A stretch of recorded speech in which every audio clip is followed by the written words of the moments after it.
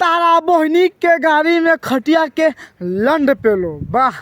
सुन तारा भाई लोग बिछाओ तनी खटिया खड़ा भइल ए सार त लंड के पे तारा भौजी के पटा के पेल दो हाल बा भाई। तो आज हम फिर से बात करले बानी भोजपुरी गाना के। तो भाई लोग कसम से कहते आज के वीडियो बहुते गरफार बनल बा। तो इसे कहते भाई लोग वीडियो नु जल्दी से के लास्ट देखम तबे मजा आई। तो वीडियो बना के बस एक ही मकसद बा, आप सभी को दिल से हंसाने के लिए, ना किसी को दिल को ठेस पहुंचाने के लिए। तो वीडियो देखम देखला के बाद भूल जाम जा। तो बिना कोनो लाल लहसुन के नु आज के बक्चो दिए स्टार्ट करते नहीं। गधा के लने ना चटबो सार बुढ़ छुछुनर बस। सुन तारा भाई लोग बिछाओ तनी खटिया खड़ा भइल ए भैया जी। अगर आप पहले के मन मानो तो भौजी के ले जा काली घाट के गुफा में आ पटा के पेल दे भौजी के बड़ी माता। लेकिन सबके सामने मत कह कि बिछाओ खटिया खड़ा भइल। गलती से हम सुन लेम नु पटा के पेलिए दे हम। ए सार बुढ़ छुछुनर तू का चाहता कि ताके पटा के पेल दी तार बहिन चोदोगे।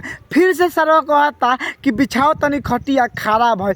अरे भैया भौजी तो लगे बा, भौजी के पटा के पेल देबे भौजी तेपरो ना बोली काहे कि भौजी न तो मेहरारू बा। अब ज्यादा दिमाग से करबे नु पटा के पेल देम बस केना में मुंह में चल जाई।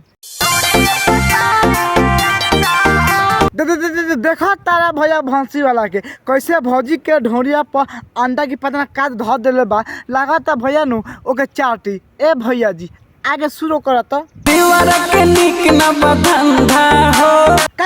का कहतारू कि देवरा के निक न के धंधा हो। अरे भौजी का कहता हो ना हमरा के तू बताओ तहार देवर का कहता। पटा के चाट लेता कि पका के तार गाने में पेल देता हो तरी खोल के बताओ तो। भइल बा रहने कर गंदा हो। वाह रे तारा बहनी के सामान चाटो वाह। अभी तरह कहनी है नु कि अपना देवर के बारे में तू बताओ कौन सा वैसा काम करता कि तू कह तारू के चाल खराब हो गल बा, चाहे गंदा रोहन बा, चाहे कुछ भी बानू तू खोल के बताओ। तो देवर के इतना पेलब नु कि साल लाने पर हक दी। वाह रे तारा बहनी के गाड़ी में अंडा के लंड पेलो वाह बहुत अच्छा। सुन तारा भाई लोग खाला ढोरी पर तारी के अंडा हो ए तार बहन चो भौजी आ ढोनी पटा के ना पेल देवेला तार बहन चो। फिर से कह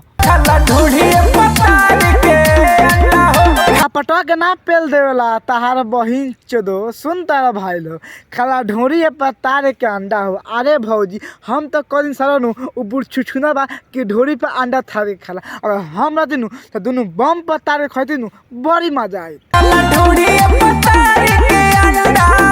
गाड़ी पर तारे के ना खाला तार बहिन चोदो। तो नहीं बताओ भाई लोगन कौन ऐसा सारा देवर बा आ कौन ऐसा भौजाई के ढोरी बा कि गरम बा और अंडा तरा जाई। लेकिन ये भौजी कहती अपना देवर के कि खाला ढोरी पर तार के अंडा। अरे भौजी हम देखता नहीं तो ढोरी पर तार के अंडा ना खाता तो ढोरी पर अंडा ध के खाता। तो ये कह ए भत्तार जब तोर भाई बानू हमार ढोरी पर अंडा ध के आ छुआ के खाता नु तो माल चू देता।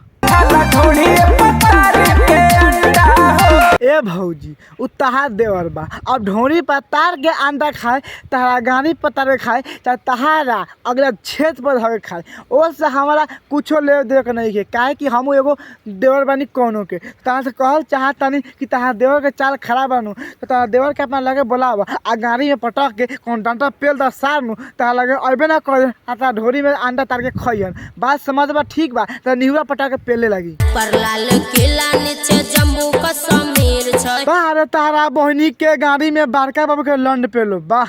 सुन तारा भाई लोग कि ऊपर लाल किला तो नीचे जम्मू कश्मीर। अरे भौजी भौसरी वाली तब पीछे का बा उहो बता दे।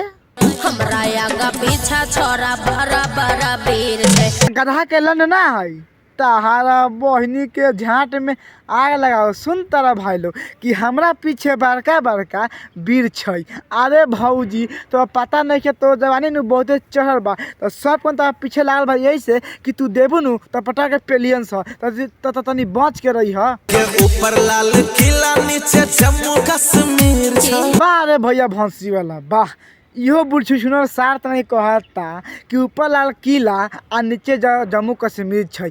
अरे भैया भोंसरी वाला तोरा पता बा कि लाल किला नु बहुत बड़ा बा आ भौजी के नु हेता बा तो लन से लाल किला आ तो जम्मू कश्मीर के बात कहता रहे तो जम्मू कश्मीर बहुत बड़ा बा मैंने भौजी के छेद हितनीपुर के बा तो लन बा जम्मू कश्मीर तार बहिन चोदो आगे कह पर के छोड़ी तोहर ढोढ़ी गहीर छो। वाह रे तारा बहिनी के सामान में गनासी पेलो वाह चोली पर के तो छी ढोरी गहीर छी। अरे भैया लोगन हम काम समझ में नहीं करते लेकिन हम ऐसा लागत है कि भैया भौंसी वाला कहता कि जब चोली के नीचे बानू तो ढोरी गहीर बा। ए भैया तो काम ना कर भौजी के ढोरी में पटा के पेल कि भौजी के मालवानू सब अटकले रह जाओ। ट्रॉली पर के छोड़ी तोहर ढोढ़ी गहीर छो। ए साथ नहीं तो लंड के पे ताकत भौजी के जब चोली पर के नीचे ढोरी गहीर बानू तो ढोरी में पटा के पेल कि तोरा मजा आई बुढ़ छुछुनर सार तनाई। अब देखो भैया जी अब भौजी के ढोरी गई होके चाहे नीचे गई होके चाहे पीछे के चाहे ऊपर हेता होता होके ओ से हमरा कुछ ले दे के लेकिन तू कहला हनु कि ऊपर लाल किला आ नीचे जम्मू कश्मीर छै। ई बात सुन के मन तो कहल 15 हाली पेल दी आ कहीं हम पेल ही नहीं खी।